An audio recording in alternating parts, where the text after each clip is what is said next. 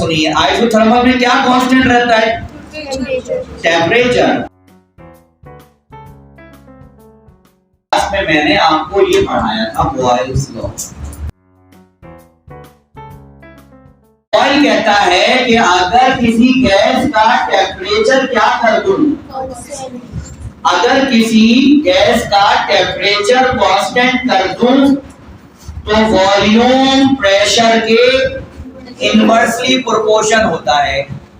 मतलब ये कि जब मैं प्रेशर इंक्रीज करूंगा तो वॉल्यूम डिक्रीज हो जाएगा। ये बात बॉयल ने कही थी, इसमें क्या डालोगे बताऊंगा अभी। अच्छा, यानी वॉल्यूम और प्रेशर में इनवर्स रिलेशन है। प्रेशर कम करूंगा वॉल्यूम बढ़ जाएगा, प्रेशर बढ़ाऊंगा वॉल्यूम। अच्छा, फिर आप लोग इतना फिजिक्स में आपने सुना है कि जब इसको हटाते हैं तो इक्वल आता है, इक्वल के बाद यहाँ कांस्टेंट आएगा, ये प्रेशर यहाँ डिवाइड हो रहा है, यहाँ जाएगा तो प्रेशर मल्टीप्लाई बाय वॉल्यूम क्या हो जाता है? ये जो एक्सप्रेशन है pressure multiply by volume is equal to constant, ये बॉयल्स लॉ कहलाता है। तो बॉयल्स लॉ में जो शर्त है वो याद रखें, बॉयल्स लॉ में टेम्परेचर क्या रहता है। तो आप जरा इसको पढ़ो, ये बॉयल्स लॉ पुराना है। अब आज हम पढ़ रहे हैं आइसोथर्मल। आइसोथर्मल प्रोसेस कौन सा प्रोसेस होता है जिसमें टेम्परेचर? तो बेटा आप सुन लो, ये बात एमसीक्यू में पूछी गई है, पूछी जाती है कि आइसोथर्मल प्रोसेस कौन सा लॉ है? बॉयल्स लॉ को ही कहते हैं। यानी बॉयल्स ने बेसिकली ये काम किया था और इस काम के बाद इस लॉ को प्रपोज किया, बॉयल्स लॉ बना। तो बॉयल ने ये काम किया था, प्रैक्टिकली ये काम किया था उसने। अच्छा, तो बेटा आइसोथर्मल प्रोसेस की डेफिनेशन बनी, सच thermodynamical process in which temperature of the system remains constant। अच्छा, अब टेम्परेचर मैंने कांस्टेंट कर दिया बेटा। टेम्परेचर जब मैं कांस्टेंट कर दूंगा तो टेम्परेचर का चेंज कितना आएगा पता है ना? जब टेम्परेचर चेंज ही नहीं होगा तो जीरो ही चेंज होगा ना बेटा। टेम्परेचर कांस्टेंट हो गया मतलब चेंज नहीं आ रहा। अच्छा, मैंने आपको कई दफा पहले बताया, फिर बता रहा हूं बेटा, जब टेम्परेचर चेंज होता है तो इंटरनल एनर्जी चेंज हो जाती है। कुछ ध्यान में आ रहा है? कल परसों इंटरनल एनर्जी किस पर डिपेंड करती है? टेम्परेचर पर। ठीक है, टेम्परेचर, मैंने टेम्परेचर को कांस्टेंट कर दिया, that means internal energy system की क्या रहेगी? इसका मतलब है इंटरनल एनर्जी में चेंज नहीं आएगा।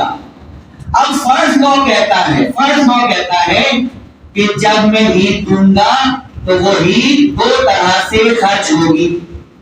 मैंने कहा होगी मगर मैं ये नहीं होने दूंगा, डेल्टा यू को मैं जीरो कर दूंगा, इंटरनल एनर्जी चेंज होने नहीं दूंगा। तो जब मैं ऐसा कर दूंगा तो सारी एनर्जी किसमें खर्च होगी?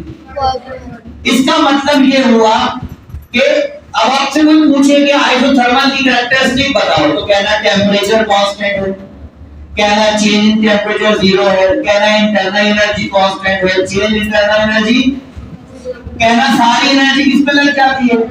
इसका मतलब मैक्सिमम बर्डन इस प्रोसेस में हासिल होता है। ये एमसीक्यू में कई दफा सवाल आया है, आइसोबैरिक, आइसोटोरिक, आइसोथर्मल, एडियाबैटिक आगे आएगा। बताइए मैक्सिमम वर्क किस में होता है? आइसोथर्मल। सारी एनर्जी कहां लग जाती है? क्योंकि इसमें कोई खर्च नहीं होती। अच्छा, ये जो मैंने आपको समझाया ये मैथमेटिक्स है, ये समझ आ गई कि ये कांस्टेंट हुआ, ये जीरो हुआ, तो ये क्लियर हो गई बात।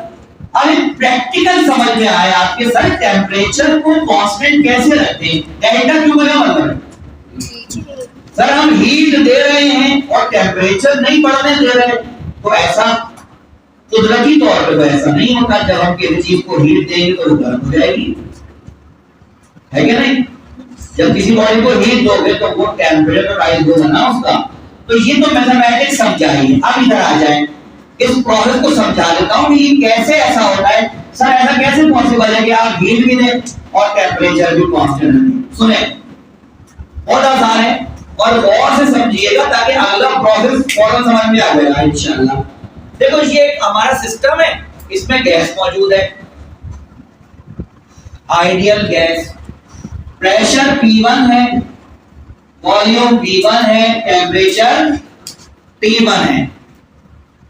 ये मैंने ऊपर देखो 1 2 3 4 5 वेट्स रखे हैं। 5 वेट्स का मतलब है कि प्रेशर है कितना, 5 weights, volume V1, temperature T1। मैंने क्या किया कि इसमें ऊपर रखे हुए वेट में से 2 वेट कम कर दिए। जब मैं 2 वेट हटा दूंगा तो प्रेशर कम हो गया, बढ़ गया, वेट हटा दी जी बेटा, वेट हटा दी तो प्रेशर क्या हो गया। जैसे ही मैंने प्रेशर कम किया, हटाया, प्रेशर कम किया, तुम देखो वॉल्यूम, क्या ये बात समझ आई? इसी बात को ये बॉयल लॉ पहले बता चुका है, कह रहा था कि प्रेशर कम करोगे तो वॉल्यूम बढ़ जाएगा, इनवर्स रिलेशन। यही बात बॉयल ने बताई थी कि जब तुम प्रेशर कम करोगे तो वॉल्यूम गैस का बढ़ जाएगा। लेकिन बॉयल ने ये नहीं बताया था कि टेम्परेचर कांस्टेंट कैसे रखोगे, वो मैं बता रहा हूं, अभी इसमें समझ में आएगा। ये बताओ, मैंने प्रेशर कम किया, वॉल्यूम बढ़ गया, सोच कर बताओ गैस ने वर्क किया या नहीं किया? जब पिस्टन को धक्का लगाया तो वर्क किया ना, तो वर्क करने में क्या खर्च होती है? एनर्जी खर्च होती है। तो गैस की एनर्जी खर्च हुई। अगर गैस की एनर्जी खर्च हुई तो गैस का टेम्परेचर कम हो जाना चाहिए, हो जाना चाहिए, इसको छोड़ दो, इस पे आगे प्रैक्टिकली क्या होना चाहिए। जब आप रोजे में काम करते हैं तो आपकी बॉडी की एनर्जी खर्च होती है। तो जब इस गैस ने काम किया, कैसे काम किया? मैंने प्रेशर रिड्यूस कर दिया, वॉल्यूम बढ़ गया। तो कैसे बढ़ गया भाई? गैस ने पिस्टन को ऊपर धक्का दिया, तो पिस्टन को धक्का देने में गैस की एनर्जी यूज हुई ना, खर्च हुई ना। तो खर्च यूज होने से इंटरनल एनर्जी कम हो जाएगी, क्योंकि उसने एनर्जी कहां इस्तेमाल कर ली? पिस्टन को पुश करने में अपनी एनर्जी इस्तेमाल करी। नतीजे में टेम्परेचर कम हो जाना चाहिए, हो जाना चाहिए, यस हो जाएगा। लेकिन आपने कहा है क्या कि सर आप तो कह रहे हैं टेम्परेचर कांस्टेंट है। अब ये क्या कर रहे हैं सर? आपने क्या किया? प्रेशर कम कर दिया, वॉल्यूम बढ़ गया, नतीजे में गैस की एनर्जी कम हो गई, टेम्परेचर कम हो गया। आप तो कह रहे हैं कि टेम्परेचर क्या रखना है? तो बेटा जब मैं ये काम कर रहा हूँगा, सुन लो, जब ये काम मैं कर रहा होगा तो मैं इसको नीचे से हीट भी दे दूंगा। इससे क्या होगा? टेम्परेचर मेंटेन रहेगा। क्यों? देखो, प्रेशर कम किया, वॉल्यूम बढ़ गया, गैस ने एनर्जी खर्च की। इससे पहले कि गैस अपनी एनर्जी खर्च करती, मैंने इसको बाहर से एनर्जी सप्लाई कर दी। मैंने कहा अपनी एनर्जी खर्च मत करो, टेम्परेचर क्या रखो। बात समझ आ गई? इसमें ये होता है, ठीक। प्रेशर कम किया, गैस को फैलाया। गैस जब फैलेगी तो ठंडी हो जाएगी, क्योंकि गैस फैलने में अपनी एनर्जी यूटिलाइज करेगी।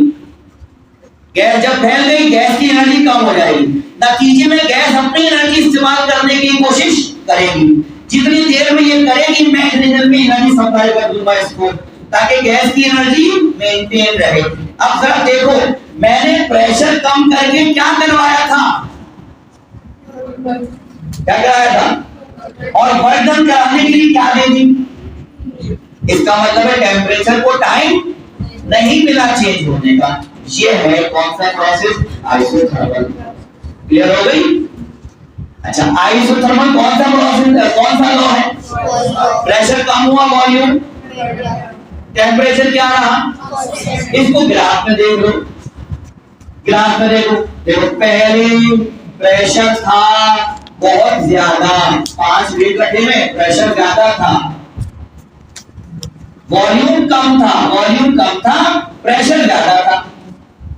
मैंने ये देखें प्रेशर P1 से कम कर दिया, कितना? तो वॉल्यूम V1 से बढ़कर कितना हो गया? जबकि टेम्परेचर क्या रहा। तो अगर आप में से किसी को याद है तो जहन पे जोर डाले, बॉयल्स लॉ का ग्राफ भी यही था। चेक कर लें आप, जो ग्राफ बॉयल लॉ में बनता है वही तो बन रहा है, बिकॉज ये बॉयल लॉ तो है। चेक कर लें आप, इस ग्राफ को आइसोथर्म कहते हैं, ये हाइपरबोलिक ग्राफ कहलाता है। जो कुछ बताया ये तो मैथमेटिक्स समझाई कि ऐसा हुआ ऐसा हुआ ऐसा, फिजिक्स समझ में आई क्या कह रहा है कि हमने प्रेशर कम किया, वॉल्यूम बढ़ाया, वॉल्यूम बढ़ाने में गैस ने क्या खर्ची, वो एनर्जी हमने बाहर से सप्लाई कर दी, दैट्स ऑल। टेंपरेचर क्या रहा बेटा, इसमें गैस फैली है या कंप्रेस हुई? फैली। तो मैंने तुमको अभी आइसोथर्मल एक्सपेंशन समझाया है। आइसोथर्मल प्रोसेस में क्या समझाया? गैस का एक्सपैंड होना। इसका उल्टा भी हो सकता है, बताओ इसका उल्टा क्या होगा? इसमें प्रेशर क्या किया, नहीं इसमें क्या किया, अब क्या कर सकते उल्टा, प्रेशर बढ़ाओ। जब प्रेशर बढ़ाओगे तो गैस पर वर्क करोगे, गैस फैलने पर ठंडी हो जाती है, गैस कंप्रेस होने पर गर्म हो जाती है। जब गैस गर्म हो जाएगी तो टेम्परेचर बढ़ जाएगा ना। तो यार ये बताओ, जब इसने वर्क किया था तो गैस ठंडी हो गई थी, तो मैंने कैसे बैलेंस किया? हीट देकर। अब उल्टा काम है, ऊपर से मैंने इसको गैस को प्रेस किया, प्रेशर बढ़ाया, वॉल्यूम घट गया, गैस गर्म होने लगी, तो गैस को एनर्जी दूंगा क्या उससे? तो ऐसी सिचुएशन में एनर्जी दी नहीं जाती, फिर एनर्जी वापस ली जाती है। हम इसको कोल्ड बॉडी पर रख देंगे तो सिस्टम से एनर्जी बाहर की तरफ आ जाएगी। ये कहलाता है आइसोथर्मल कंप्रेशन। अगर तुम एक्सपेंशन समझ गए हो तो कंप्रेशन समझने में कोई भी मसला नहीं है। एक्सपेंशन में क्या होता है? प्रेशर कम, वॉल्यूम ज्यादा, हीट देनी पड़ती है। इस सब का उल्टा कर दो, प्रेशर बढ़ा दो, वॉल्यूम कम हो जाएगा, हीट निकाल देना।